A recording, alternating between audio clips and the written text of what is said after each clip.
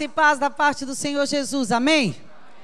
Eu estava compartilhando hoje com o pastor que eu estou me sentindo bem em casa aqui no meio de vocês. Pena que a gente mora tão longe, se não dava para fazer um intercâmbio bacana com a minha igreja, gente. Vocês são a cara do aprisco das ovelhas. Ia dar um negócio bacana, ia reunir uma família, não é não? Ovelha com os carneirinhos ia dar um negócio joia, viu? E eu estou muito feliz, compartilhei isso com meu marido hoje, falei, a igreja é sensacional, você não sabe o que você perdeu. Não quis vir, ficou em casa, devia ter vindo, ia aprender uns negócios bacanas aqui com vocês. Abra sua Bíblia comigo, querida, em 2 Samuel, capítulo 23. 2 Samuel, capítulo 23, nós vamos ler os versículos 11 e 12. 2 Samuel, capítulo 23, versículo 11 e 12.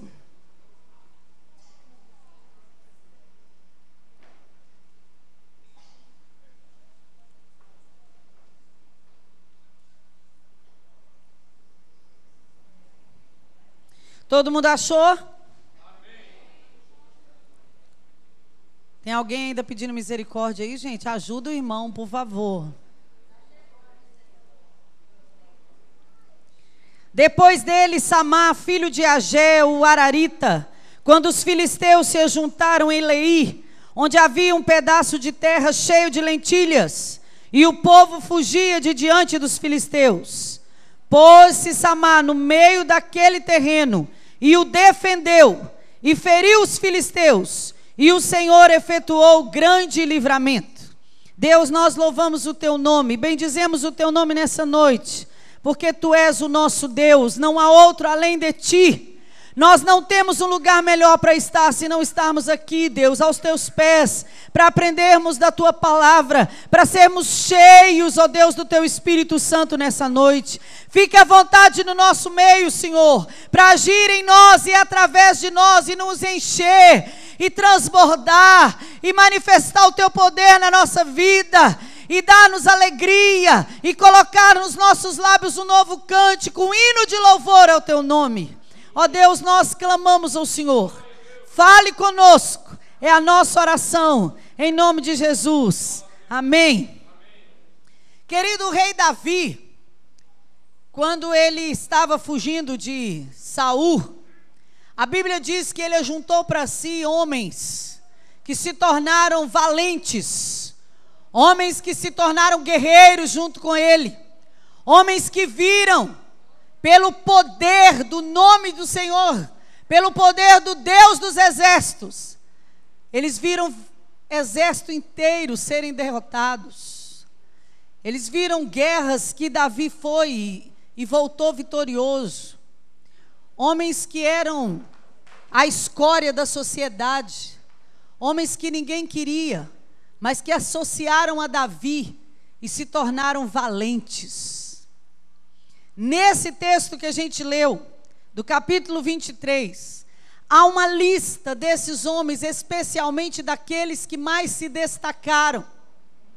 A Bíblia diz que teve um desses valentes que lutou tanto, que a espada ficou apegada à sua mão.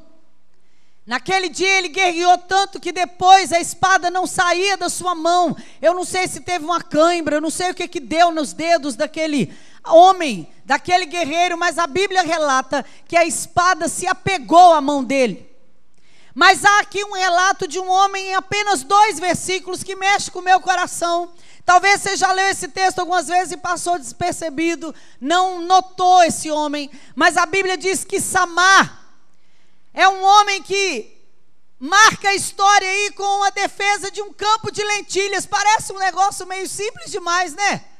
Alguém defender um campo de lentilhas.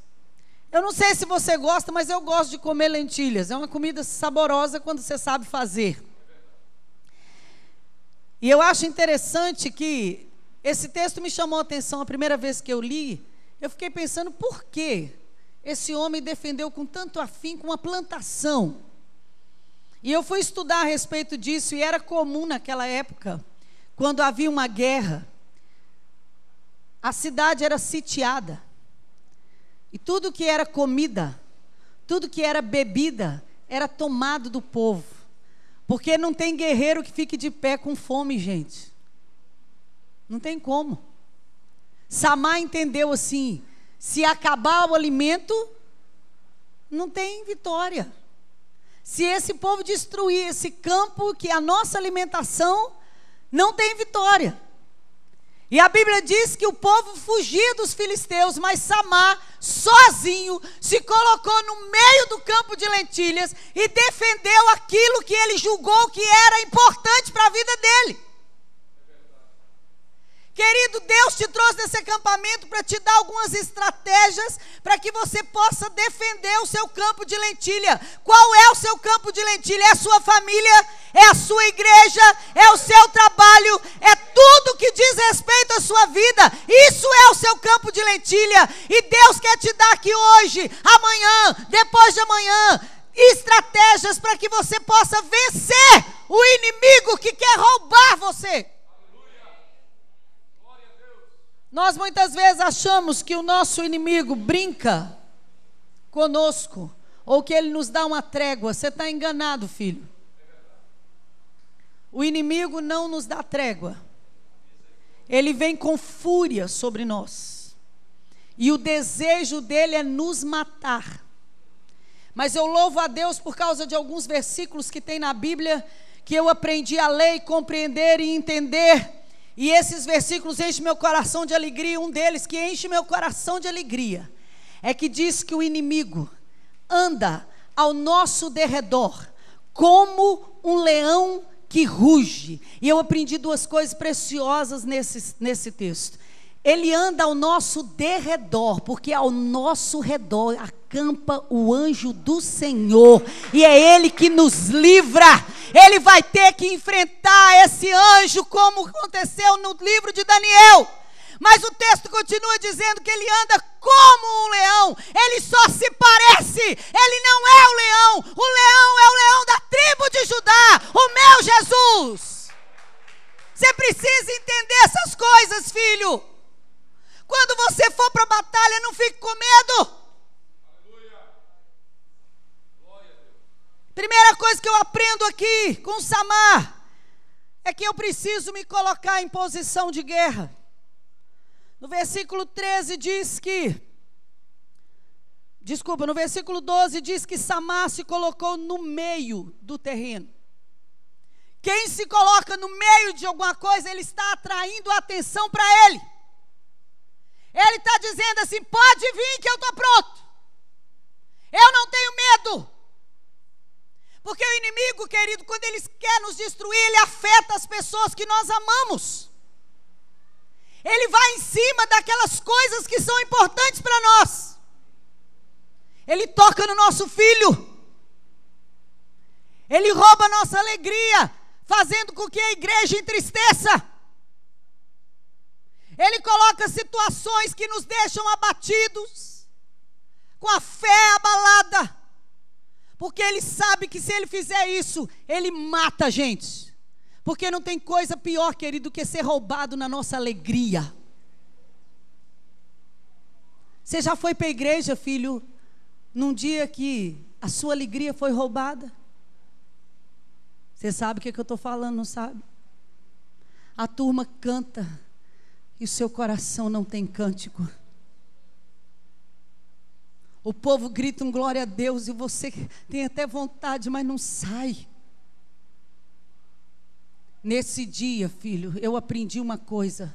É o dia de eu oferecer um sacrifício de louvor ao Senhor. É o dia que mesmo que meu coração sangre, mesmo que a lágrima corra nos meus olhos, eu abro a minha boca e canto, porque a Bíblia diz que o louvor me liberta. Eu preciso me colocar no meio e dizer: eu não tenho medo. Não importa quanto tempo eu vou esperar, mas eu vou esperar. Durante muitos anos eu vi minha avó orando pela minha tia, que estava longe dos caminhos do Senhor. Naquele tempo eu tinha 17 anos e trabalhava na cidade dela, dava aula. E por várias vezes eu vi minha avó de joelho. E um dia eu sentei com ela e falei assim: vó, você acredita mesmo que minha tia Wanda vai voltar para Jesus? Eu nunca esqueci o que minha avó me disse naquele dia. E ela me disse assim: filha, eu acredito tanto, que ainda que eu morra, eu vou morrer crendo que a sua tia vai voltar. Há 2 anos atrás, depois de passar 33 anos longe do Senhor, minha avó morreu fazem quase 15 anos. Há 2 anos atrás, minha tia voltou para Jesus e é membro da nossa igreja. Porque minha avó decidiu lutar por ela. Deus não se esquece, filho, de nenhuma das nossas orações. Todas as promessas que Ele tem para nós vão se cumprir. Todas. Esse cântico que o irmão cantou aqui, a turma que estava lá no... Talvez eu conte isso aqui até o final. Mas a turma que estava no congresso sabe como ele é importante para mim. Querido, vai levantar pessoas que vão te desanimar. Quando eu tomo posição de guerra, eu chamo isso de ministério do bocão. Esse ministério, se chamar ninguém, viu, pastor? Ele aparece na igreja assim. É a turma que chega para matar os seus sonhos. Essa turma não precisa de você ficar orando para ela vir, não, ela vem. E essa turma é antiga, viu, querida? Ela está na Bíblia para todo lado. Agora deixa eu te dizer uma coisa: quando o ministério do bocão se levantar contra você, se levante contra eles dizendo: meu Deus está vivo. Você não precisa ter medo não, filho. Se coloque em posição, sabe como é que é? Se arme, vista a armadura de Deus. Se coloque como alguém que está disposto a guerrear mesmo. Pega a espada, sabe, a palavra. Enfrente o inimigo. Segunda coisa que eu aprendo com o Samar, que não basta eu tomar uma posição, eu preciso fazer alguma coisa. O texto continua dizendo que ele se colocou no meio daquele terreno e o defendeu. Eu tenho uma amiga muito querida, e alguns anos atrás eu descobri que o filho dela estava envolvido com droga. E me senti na responsabilidade de chamá-la e compartilhar com ela, para a gente ver o que nós poderíamos fazer pelo Tiago. E orei muito. Chamei a ela e um irmão dela, que também é um presbítero amado do meu coração, que é tio do Tiago. Contei para eles o que eu havia descoberto, depois de ter falado para o Tiago que eu ia contar para a mãe e para o tio. Eu não vou esquecer nunca a reação da Ana quando eu acabei de dar a notícia. Depois de chorar muito, ela me disse assim: Vera, ninguém vai me fazer desistir do meu filho. Ninguém. Eu vou orar e Deus vai me dar uma estratégia e alguma coisa vai acontecer para a história do Tiago mudar. Passou alguns dias e encontrei com ela e ela me disse assim: todos os dias, Vera, quando o Tiago sai de casa, eu entro no quarto dele e abençoo tudo que é dele. Eu coloco a mão sobre a cama, sobre o travesseiro, sobre o edredom que ele cobre, sobre as roupas que ele usa, tudo, e oro peça por peça, gaveta por gaveta, todos os dias. E eu estou crendo que Deus vai fazer arder no coração do Tiago tudo que eu ensinei para ele. E ele vai voltar para o Senhor. E eu fui embora, mudei da cidade, fiquei 1 ano fora. E quando eu voltei, no dia que eu cheguei, estava tendo um culto na praça. E eu fui para o culto.